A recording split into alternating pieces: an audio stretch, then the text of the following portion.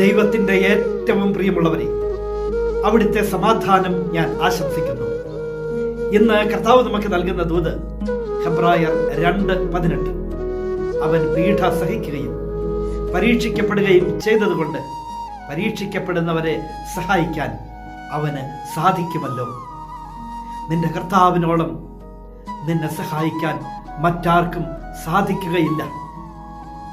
ഇന്ന് പരീക്ഷകളിലൂടെയാണ് ജീവിതം കടന്നു പോകുന്നതെങ്കിൽ, വലിയ സഹനങ്ങളിലൂടെയും പീഡകളിലൂടെയും ഒക്കെയാണ് ജീവിതം കടന്നു പോകുന്നതെങ്കിൽ, അറിഞ്ഞു വയ്ക്കണം, നിന്റെ കർത്താവിനോളം പരീക്ഷിക്കപ്പെട്ട മറ്റാരാണ് ഉള്ളത്?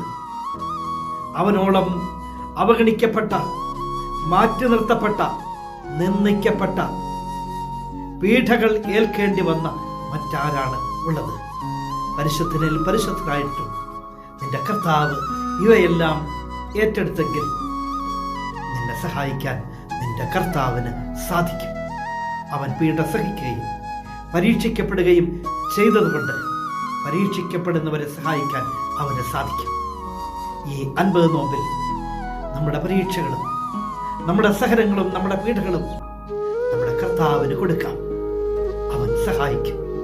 അവനോളം മറ്റാർക്കും അതിന് സാധിക്കുകയില്ല. കരുണാമയനായ ദൈവം നമ്മെ എല്ലാവരെയും സമൃദ്ധിയായി അനുഗ്രഹിക്കണം.